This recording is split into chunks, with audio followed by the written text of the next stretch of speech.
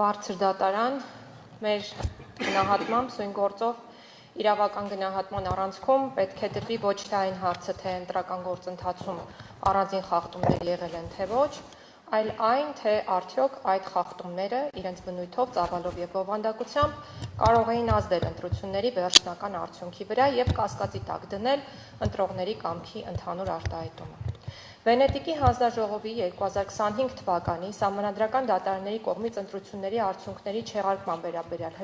հրատապ զեկույցից բխում է, որ ընտրությունների արդյունքների անվավեր ճանաչումը չի կարող դիտվել որպես ընտրական խախտումների արձանագրման սովորական կամ ավտոմատ հետևանք։ Ընտրությունների չեղարկումը բացառիկ միջոց է, որը կարող է կիրառվել միայն այն դեպքում, երբ խախտումները կարող էին ազդել քվեարկության արդյունքի վրա։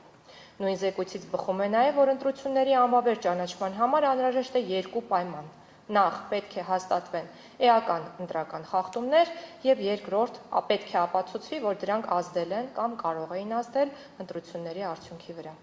Այստեղ առանցքային նշանակություն ունի նաև ապացուցման բեռի հետ կապված հարցը։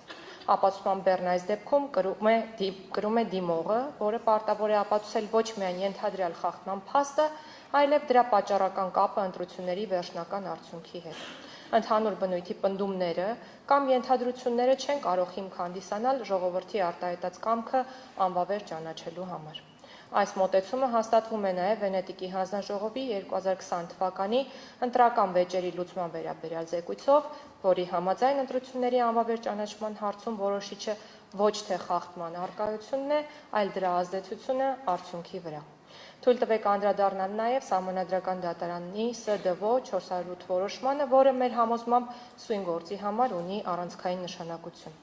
Այս որոշմամբ Սահմանադրական դատարանը հղում կատարելով միջազգային սահմանադրաիրավական պրակտիկային արձանագրել է, որ ընտրությունները երկրում ներկայացուցչական ժողովրդավարության հաստատման եւ ժողովրդի կողմից հանրային իշխանության ձևավորման հիմնական միջոցն են։ Հետևաբար, ընտրությունների արդյունքների վրա կարող են էական ազդեցություն ունենալ միայն այնպիսի խախտումները, որոնք անհնարին են դարձնում քաղաքացիների սահմանադրությամբ հռչակված համընդհանուր, հավասար, ազատ գաղտնի եւ ուղղակի ընտրական իրավունքի իրացումը։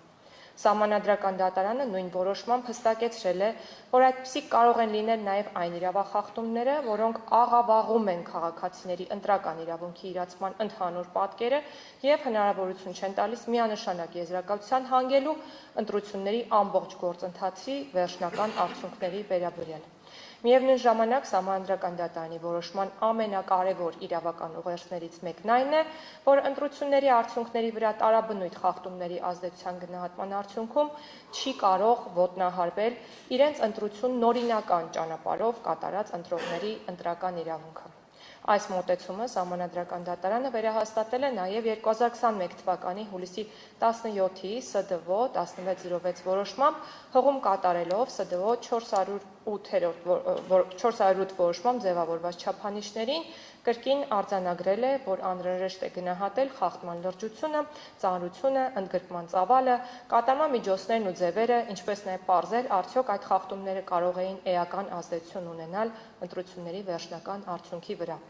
ՍԴՎ 1606 որոշումը հատկապես կարևոր է սույն գործի համար, որովհետև այդ գործով եւս դիմողները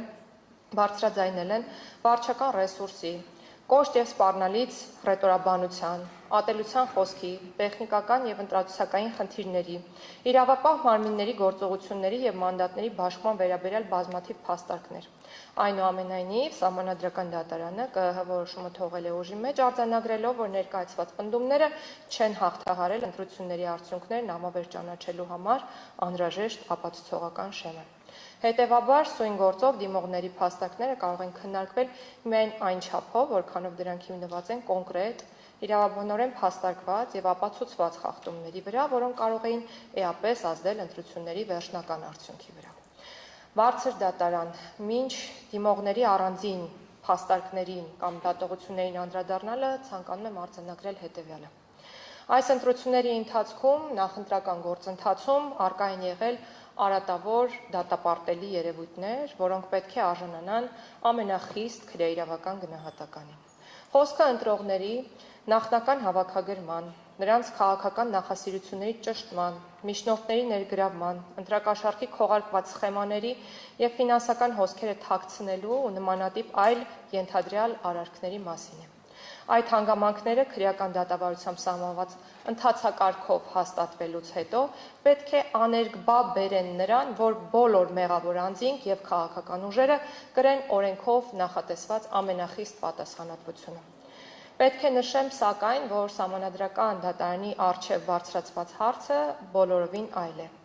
Դատարանը պետք է գնահատի ոչ թե պարզապես խախտումների առկայությունը, այլ այն, թե արդյոք դրանք կարող էին ազդել ընտրությունների վերջնական արդյունքի վրա և կասկածի տակ դնել ընտրողների ազատ կամքի արտահայտումը։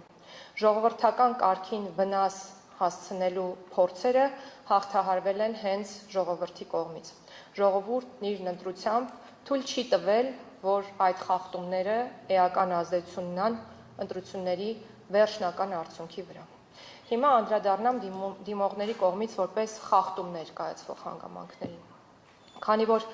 իրենք և իրենց կողմից որպես փաստարկ ներկայացվող դատողությունները շատ են և մեզ հատկացված ժամանակահատվածը խիստ սահմանափակ է, մենք փորձել ենք խմբավորել դատողությունները և անդրադառնալու ենք միայն դրանցից մի քանիսին, հույս ունենալով, որ մնացածին կանդրադառնանք եզրափակիչ ելույթի ընթացքում։ Այսպես, դիմողները պնդում են, որ ընտրական գործընթացն իրականացվել է ատելության, խոսքի համակարգված տարածման պայմաններում, ինչը հանգեցրել է ընտրական իրավունքի հիմնարար սկզբունքների խախտման։ Հատկանշական է, որ այս պնդումն անում են այն դիմողները, որոնք տարիներ շարունակ քաղաքացիական պայմանագիր կուսակցության համակիրներին պիտակավորել են որպես դավաճան, անվանարկել այլազգերի ներկայացուցիչների անուններով, պնդել են, որ աջակցելով քաղաքացիական պայմանագրին աջակցում են դավաճանությանը։ Չցանկանալով մեկնաբանել այս երևույթը, նշեմ, որ դիմումներում ներկայացված բոլոր դատողությունները կապված են եղել ոչ թե քաղաքացիներին վիրավորելու, թիրախավորելու և իմ կողմից հենց նոր նշված վարքագծին նմանվող երևույթների հետ, այլ քաղաքացիական պայմանագիր կուսակցության վարչապետի թեկնածուի քաղաքական խոսքի հետ։ Քաղաքական խոսքը հատկապես նախընտրական քարոզարշավի ընթացքում գտնվում է արտահայտման ազատության առավել բարձր պաշտպանության ներքո։ Ընտրությունները հենց այն ժամանակահատվածն են, երբ հանրային հետաքրքրություն ներկայացնող հարցերի շուրջ պետք է ապահովվի կարծիքների, քննադատության, քաղաքական գնահատականների և նույնիսկ սուր կամ չափազանցված ձևակերպումների ազատ շրջանառությունը։ Մարդու իրավունքների եվրոպական դատարանի ձևավորած չափանիշների համաձայն արտահայտման ազատությունը պաշտպանում է ոչ միայն այն գաղափարները, որոնք ընդունվում են բարենպաստ կամ ընկալվում են որպես անվնաս, այլ նաև այնպիսի գաղափարներ և տեղեկություններ, որոնք կարող են ինչ-որտեղ վիրավորել, ապշեցնել կամ անհանգստացնել։ Հանրային հետաքրքրություն ներկայացնող հարցերով թույլատրելի է չափազանցության, անգամ սադրանքի որոշակի աստիճանը, այսինքն իր արտահայտություններում անձը կարող է որոշ չափով անզսպություն դրսևորել։ Մարդու իրավունքների եվրոպական դատարանի 2009 թվականի համապատասխան որոշումից է մեջբերումը, մենք գրավոր դիրքորոշմամբ այդ որոշումները կներկայացնենք բարձր դատարան։ Եվրոպական դատարանը բազմաթիվ գործերով արձանագրել է, որ նույնիսկ այն, երբ արտահայտություններն ունեցել են ակնհայտ կոպիտ, սուր կամ վիրավորական բնույթ, դրանք գնահատելով իրենց ընդհանուր համատեքստում դիտարկվել են որպես անմիջական հուզական արձագանք կամ կոշտ քննադատություն, այլ ոչ թե ինքնանպատակ վիրավորանք։ Բարձր դատարան այս գործի համար առանցքային նշանակություն ունի ինչպես քաղաքական խոսքի ներողություն եմ խնդրում, ընդունելի լինելու, այնպես էլ դրա ազդեցության գնահատականի հարցը։ Այս առումով առանձնահատուկ նշանակություն ունի Սահմանադրական դատարանի ՍԴՎ 1606 որոշումը։ Այդ գործով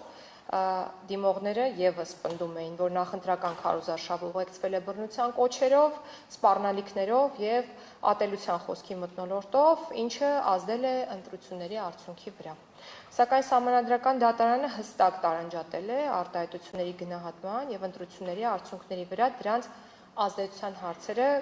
արձանագրելով։ Ամեն դեպքում Սահմանադրական դատարանը հարկ է համարում այդ արտահայտություններին անդրադառնալ դրանց հասցեականության տեսանկյունից, արձանագրելով, որ չնայած դրանց անընդունելի կոպտությանը եւ ցնցող ազդեցությանը, վկայակոչված արտահայտությունների համատեքստի վերլուծությունից բխում է, որ դրանք ուղղված են եղել քաղաքական մրցակիցներին եւ ընտրողների կողմից ողջամտորեն որպես իրենց ուղղված սպառնալիք կամ ատելության խոսք չէին կարող դիտարկվել։ Հետևաբար չէին կարող ազդեցություն ունենալ ընտրողի քաղաքական կամքի ձևավորման վրա այն աստիճան, որ կանխորոշեին կամ էականորեն ազդեին նրա ընտրության կամ քվեարկությանը չմասնակցելու որոշման վրա։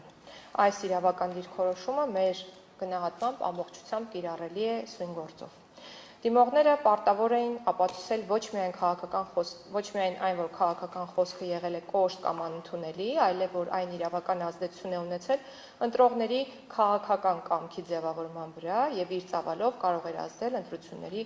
վերջնական արդյունքի վրա։ Նման ապացույց սակայն դատարանին չի ներկայացվել։ Ուստի միայն քաղաքական խոսույթի երբեմն կոշտ լինելը, որը իրականում եղել է սադրանքին արձագանք, չի կարող գնահատվել որպես ատելության խոսք եւ հիմք հանդիսանալ ընտրությունների արդյունքներն անվավեր ճանաչելու համար։